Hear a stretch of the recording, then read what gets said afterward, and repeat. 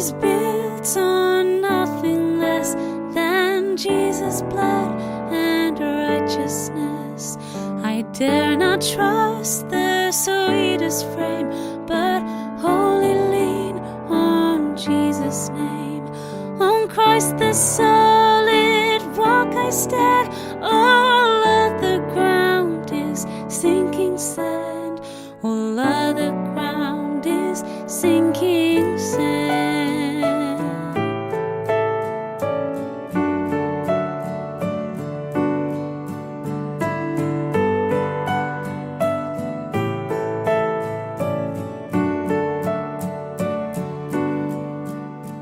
When darkness seems to hide his face, I rest on his unchanging grace. In every high and stormy gale, my anchor holds within the veil. On Christ the solid rock I stand, all other ground is sinking sand. All other ground is sinking sand.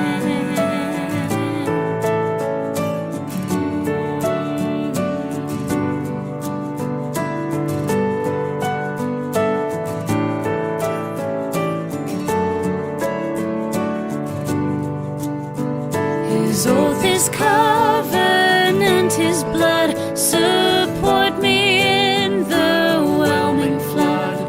When all around my soul gives way, he that is all my hope and stay. On Christ the solid rock I stand, all other ground is sinking sand. All other ground is sinking sand. When he shall come with trumpet sound, oh, may I then in him be found, dressed in his righteousness alone, faultless to stand before the throne. On Christ the solid rock I stand, all other ground is sinking sand. On Christ the solid rock I stand, all other ground is sinking sand. All other ground is sinking sand. On Christ I stand.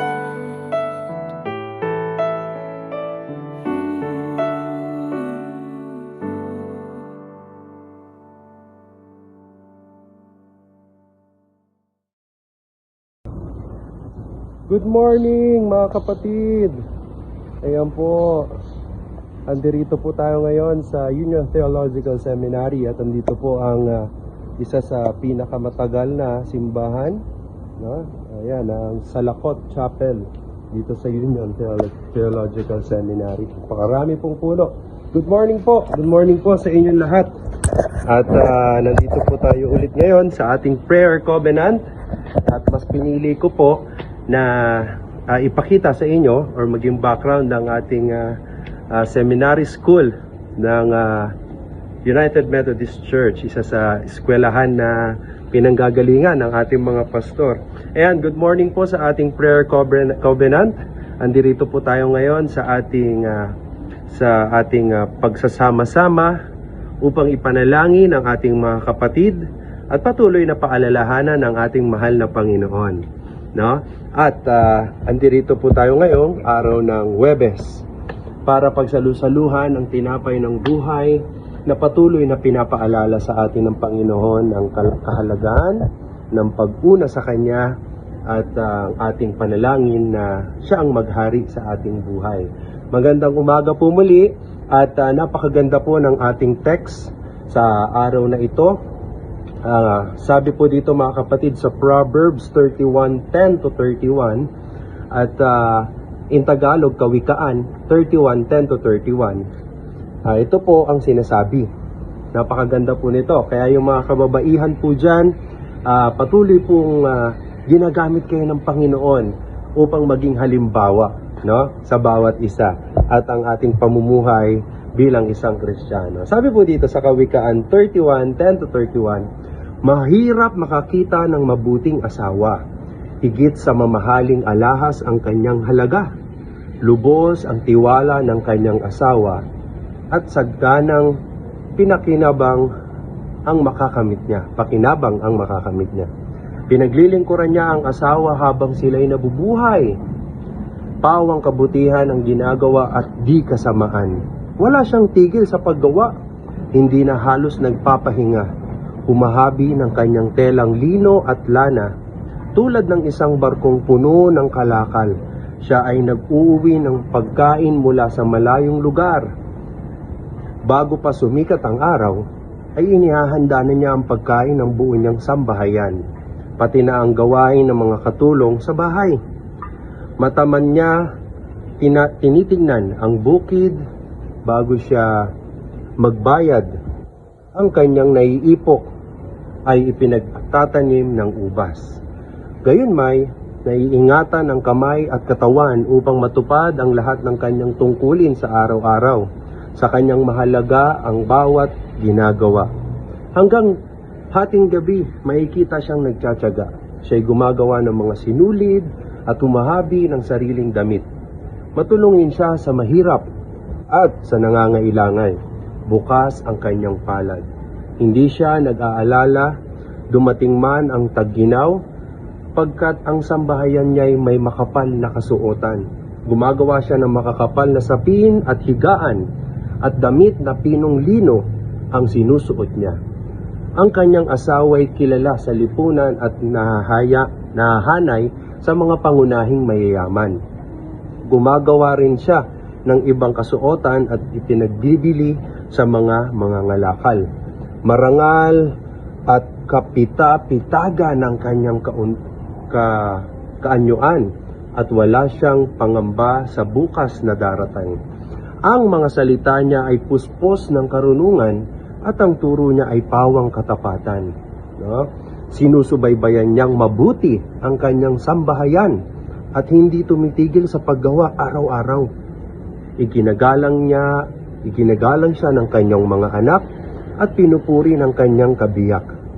Maraming babae na mabuting asawa ngunit sa kanila'y nakahihigit ka. Mandaraya ang pang-akit at kumukupas ang ganda.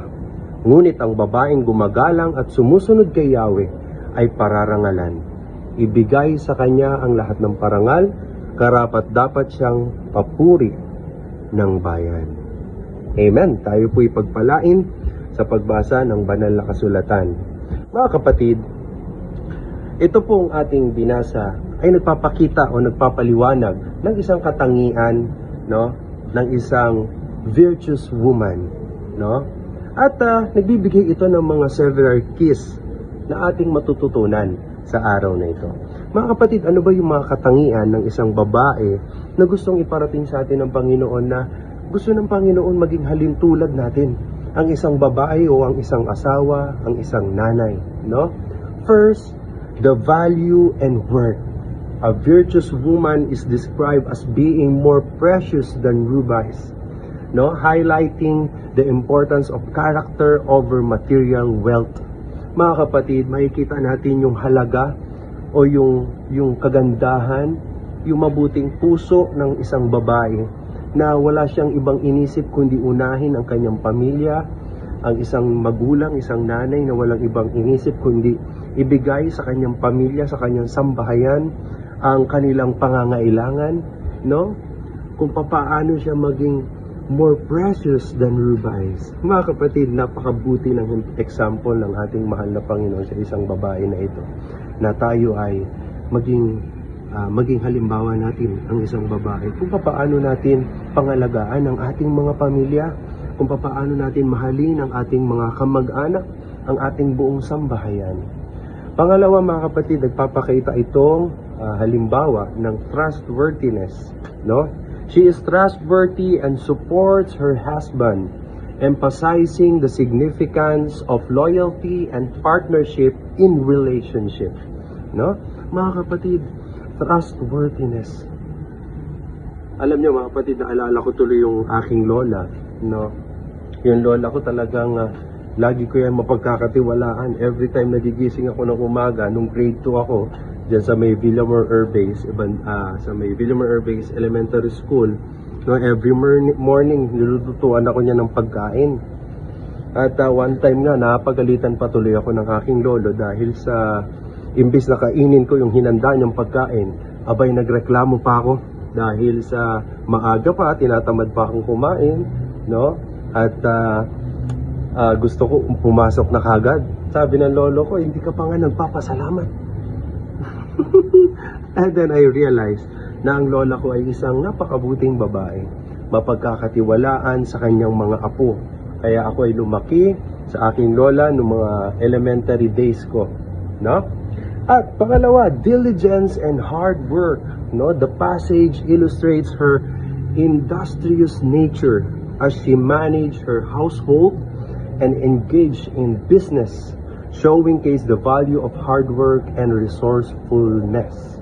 Nakita nyo mga kapatid ko, minsan ang ugali ng pagiging isang ina o isang babae ay kahit yung mga sira-sira na mga damit natin, yung lola ko ganyan, magaling yan lola ko dyan, yung mga sira na damit, pagduduktungin niya yan, makakagawa ng magandang tinatawag ng lola ko lagi, yung ano ba tawag doon, pamunas, yung kalimutan ko yung tawag niya sa Ilonggo, trapo, trapo gate, punasan mo, lamesa, no? Mga kapatid, alam nyo, yung hard work ng pag-iingat sa mga bagay, no, na gustong ipakita ng Panginoon na tayo maging masipag, no, yung mga bagay na meron tayo, pahalagahan natin, no, wag nating hayaan na yung mga bagay ay nasasayang lang, no, napakabuti ng ating mahal na Panginoon. Pangapat, wisdom and kindness, no, may magandang pag-iisip at kabutihan. Ang ugali ng isang babae, she speaks with the wisdom and kindness, no, suggesting the importance of thoughtful communication and compassion in interactions. Lastly, the preparation and planning, yan ang ating mga mahal na magulang, ang ating mga nanay. Lagi yan, dapat gabi pa lang nakaprepare na anong kakainin ng anak mo, anong kakainin ng mga anak natin bukas, may pasok sila, nakahanda na ba yung pagkain, yung mga uniforms, nakaprepare na ba? Mga ugali ng babae na the woman prepares for the future, no, indicating the importance of foresight and responsibility in managing life's challenges, no? Kung minsan kasi tayo bilang isang tao or bilang isang Kristiyano, hindi natin masyado na ma-manage yung mga challenges na dumarating sa ating buhay. Bakit? Kasi hindi tayo prepare, hindi tayo handa, hindi nakaplano.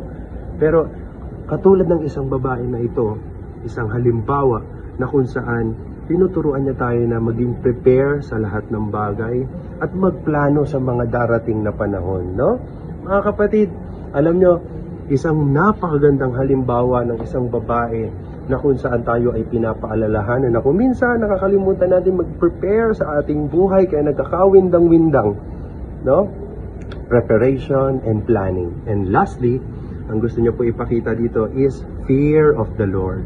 The ultimate praise comes from her reverence for God, highlighting that true virtue stems from a faith and moral integrity. Mga kapatid, lastly, ipinapakita dito ng isang babae na ang isang babae, ang kanyang pag-uugali na merong takot sa ating mahal na Panginoon.